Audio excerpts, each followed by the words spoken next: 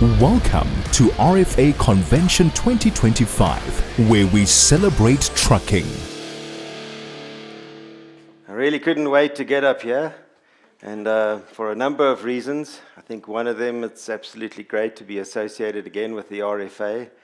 Always great supporting them, enjoyed a good game of golf yesterday. I think it's also great to be back in the transport industry. Telecoms is exciting, but not as exciting at this space. And lastly, it's damn cold sitting down there, so it's good to come up here for a bit of warmth. I don't think that it was by coincidence that we're going to be talking about fatigue at about this time of the day. I know there were a couple people that got to bed a little bit late, or should I say early in the morning, for a whole lot of reasons, lots of distractions. So I think you'll be able to relate to the topic. But just in case you aren't, let's set the scene. And I'm going to apologize profusely just in advance for the grainy video that you're about to see, especially when you're doing a presentation on AI video. You would expect to see HD, but I haven't found an HD copy of it, and it does set the scene quite well, and I think you will be relating to the content that we're going to chat about afterwards. So,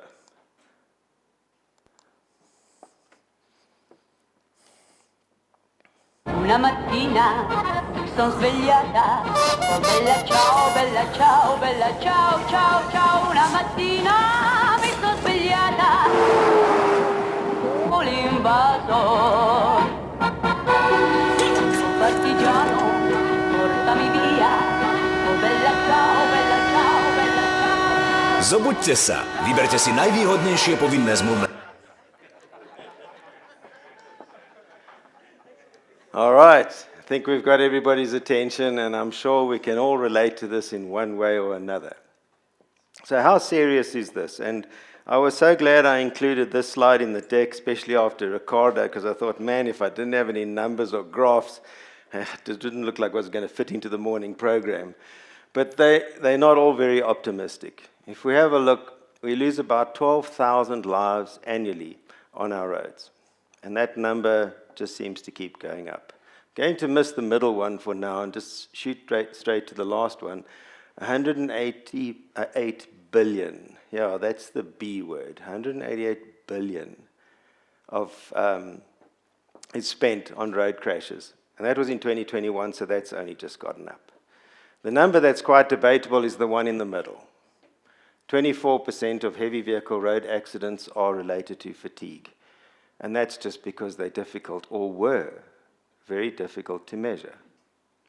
That number's growing as we start becoming a little bit more aware of what fatigue is, being able to measure it, being able to actually associate fatigue to accidents and events and incidences. That number's actually getting probably closer to between 60 and 80%. Quite scary. So, why do we have this problem? Before we can understand the solution, let's just have a look at what the problem actually is. As I said, a lot of us can probably relate to some of this. Fatigue versus tiredness, what is the difference? I'm sure everybody here is a little bit tired. And most of that can be solved just by having some sleep. Fatigue goes a little bit deeper. Maybe some of those were up probably for the last 2 nights. Maybe the fatigue's starting to creep in now a little bit. So that's the exhaustion that will kind of persist there after rest. Can't be solved with just a quick sleep. Then we move to the other side, the passive and the cognitive. And this is where we have mental disengagement. So you could have had a really good night's sleep, but you could still be mentally disengaged. And we're going to go into a little bit of this detail because I want you to understand it. Cognitive distraction, and this is when our attention actually shifts.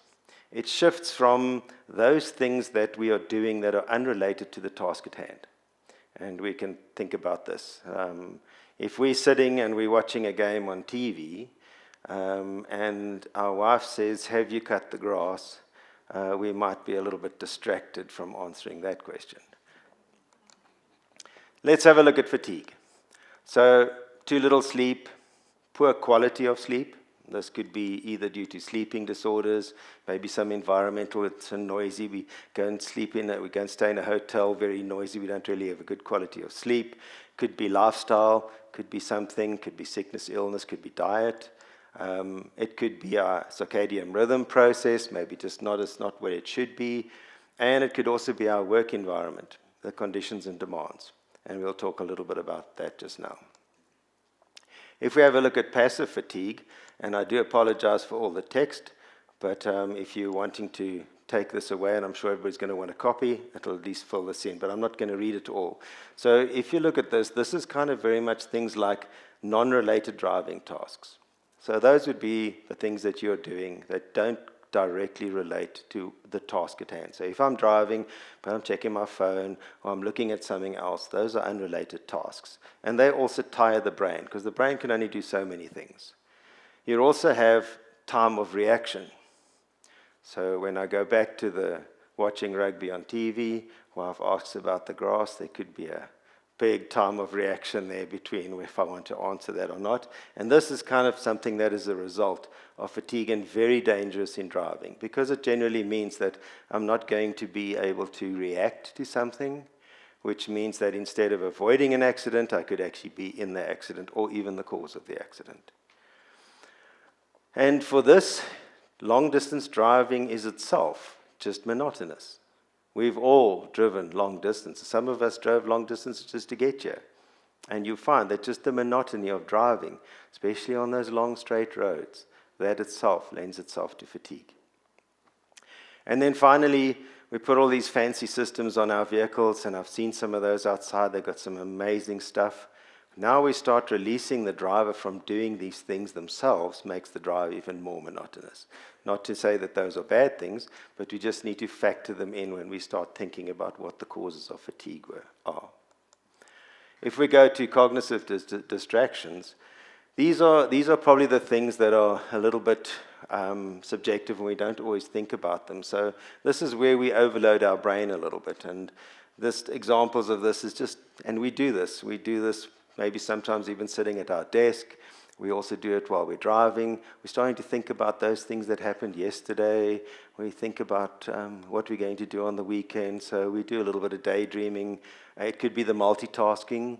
We're trying to talk on our phone or send a text while we're driving, all of those things which we shouldn't be doing. It could also be stress, anxiety.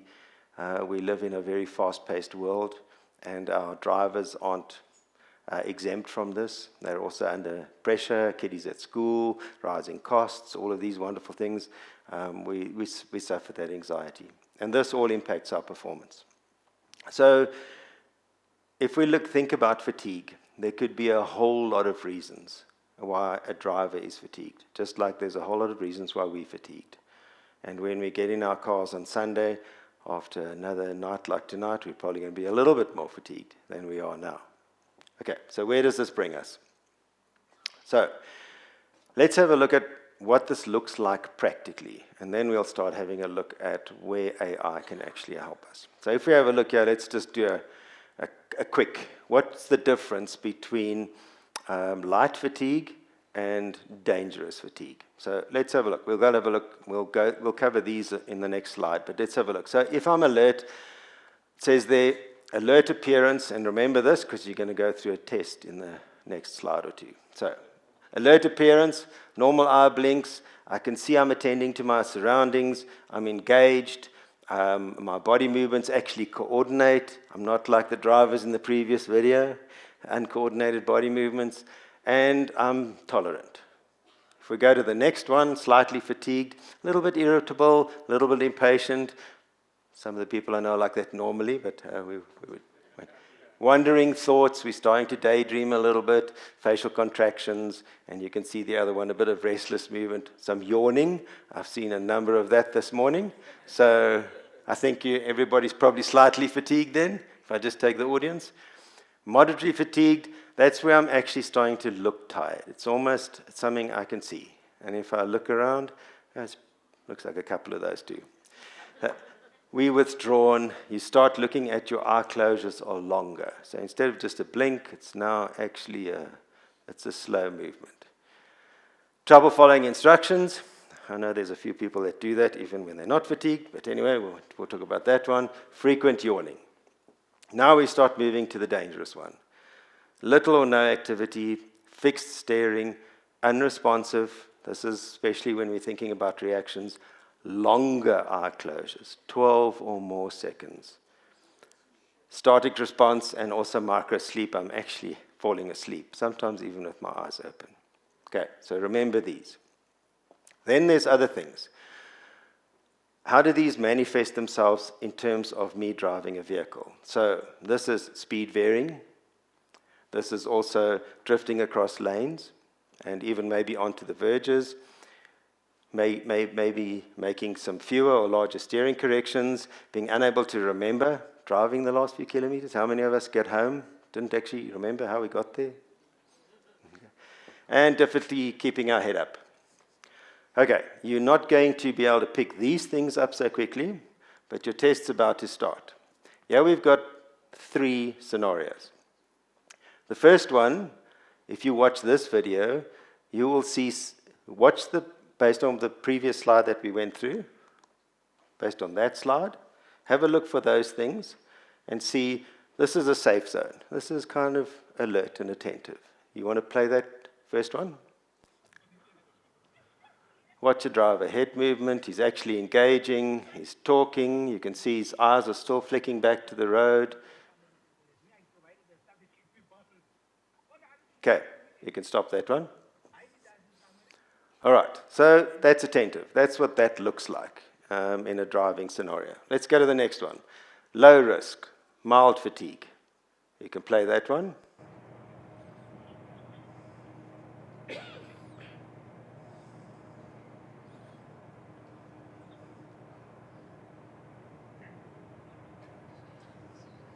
Okay, he's there, he's still there, and still finding other things to do to keep himself awake, so mildly distracted. Let's go to the last one, extreme fatigue.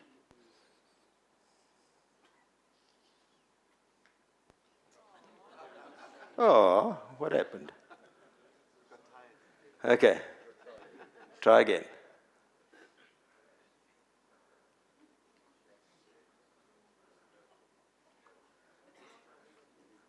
Okay, could we all see the difference between the 3?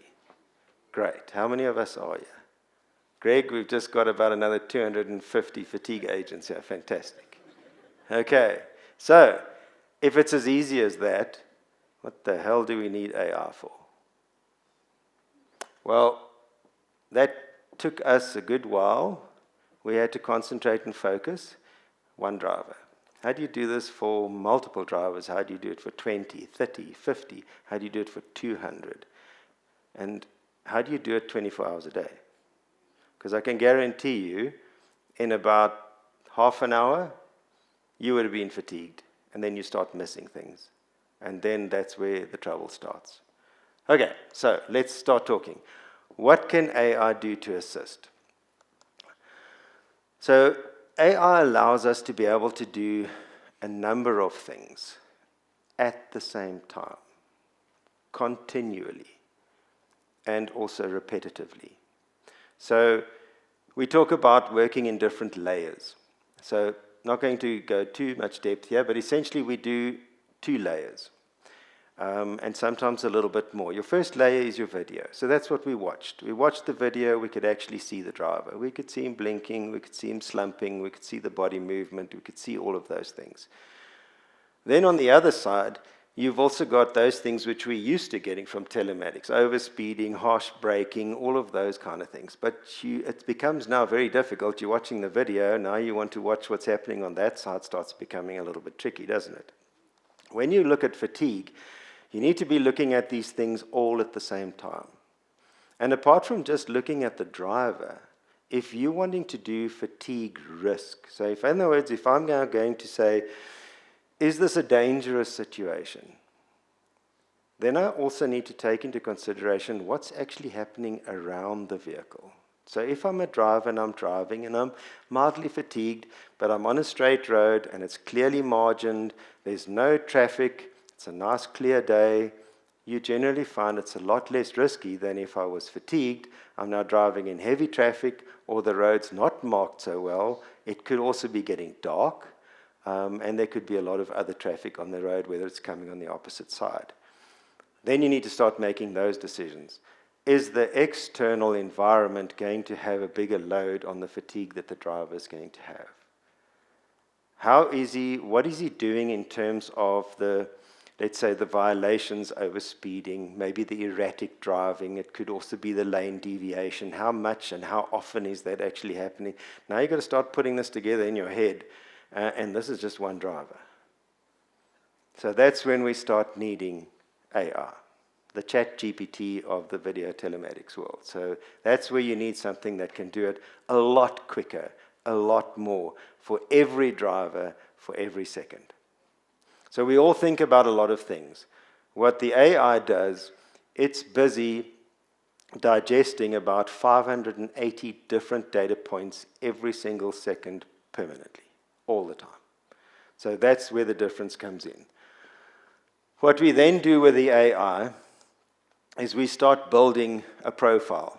So it builds a risk profile. So this is not just a fatigue profile, it's a risk profile. So this is how fatigue is going to contribute to the risk and what that risk is going to actually look like. We all know about manage by exception, so this is kind of where we're heading. So if you have a look, and this is just a couple of the areas from which the AI actually pulls the data. So one of the data is, what is his workload like? How long has he been driving? How far has he been driving? Where has he been driving? So when last did he take a break? How far is he from his closest red stop? All of those things. Then we start moving into the alarms. So is he been driving aggressively? So AI will also talk to you in the cab. It will also say, collision warning, driving too close, all of those things, lane deviation. It's going to tell you those things. But just because it's telling you those things, and because it's telling you those things over and over again, doesn't necessarily mean that eventually you're going to always absorb it. You're a driver, still need to get to your destination. Lastly, or probably most importantly, it's the actual video element of it. But that's only one component. And you've seen the video element. Can you imagine if I started giving you all the events that were happening with this particular driver, reminding you about when he left? You have to look up what time he left, when did he stop, how many stops has he done. You can see even with one driver, it's starting to get a little bit beyond us. And then what it does is it creates this profile graph. And the profile graph, you can see, let's see if I can get the laser working without switching to the next slide. If you look on the other side, it'll give you the list. Where does it go to high risk? So you can see everywhere where the bell is, that's where an alarm went off, and you can see he kind of went high risk a cup once in this particular trip, but otherwise it was very much sitting at low risk, so therefore don't worry about him. How will you know that you don't need to worry about him? Well, you're not going to do that by staring at video all the time to see what it is. So what we then build, we get AI then to build this management by exception. So now what it does is it continually adjusts our view of where this driver is in terms of his risk profile. Now if you start having a look at it, AI has given you something which you can make very quick decisions about all the time. So who are you going to worry about? It's obviously the top two, and the top one first. The ones below that, you don't need to worry about. Now you can manage 20 drivers, 100 drivers, 2,000 drivers, because you're only looking at those for which that particular profile demands attention. Life made a little bit easier. As with all AI, and I think it's one of the things that we've learned about ChatGPT, you can create some wonderful stuff with ChatGPT, but what is always the thing they tell you? Just read the article. Read it, make sure it makes sense, make sure that it does not repetitive, all of those things. So the same too when it comes to fatigue, and fatigue management, fatigue monitoring, and fatigue control, is sometimes you need a human element. At least now we do. Like we said, the AI will tell you you're driving too close, but sometimes you need that human element to talk you off the ledge. Especially as a driver who's tired, camera's been screaming at him a couple of times, he's learned how to ignore that, he still needs to be talked off the ledge. So we've created an ecosystem, and I'm going to use Bongani's license here to talk a little bit about the product. We've created a Unity instance where we create an ecosystem that brings everything together, and part of that is also a Unity operations center, which actually has humans who are trained to be able to look at these things. So when we see a flag on the risk, we can straight away go and have a look at it. We can actually talk to based on an SOP, we will then talk that driver off the ledge. And if it means that we need to try and get the driver to actually pull over, because that's more important. One of the things the human can do is say, is this driver going to pull over in a safe area? Is it safe to pull over? Or if the risk is at such a point, which is the worst or which is the most dangerous? Letting him drive or getting him to pull over? All covered in the SOPs. So, like I said, this is where we pull everything together. So this is where all the vision comes in. This is where all the telematics data comes in. This is where everything associated with this particular trip comes in. And essentially a human then gets to make a decision. We do have, if it's entry level, then the AI can make the call, but otherwise there is some human intervention that comes through there. So if you look at the bottom there, it's the integration which allows you to put all these puzzle pieces together, and at the end of it you've got the picture. It's a case of, and this is what I need to do. So what is AI doing in terms of driver safety? It's allowing us to be able to make decisions based on informed inputs, over 580 inputs. So there's got to be some accuracy in there. And this is where we're starting to see that 24% we showed a little bit earlier is not the case. But we're also seeing that most drivers, especially on South African roads, most drivers have some level of fatigue. So it's something for us to keep in mind. And this is where AI and this is where the camera technology can definitely help us.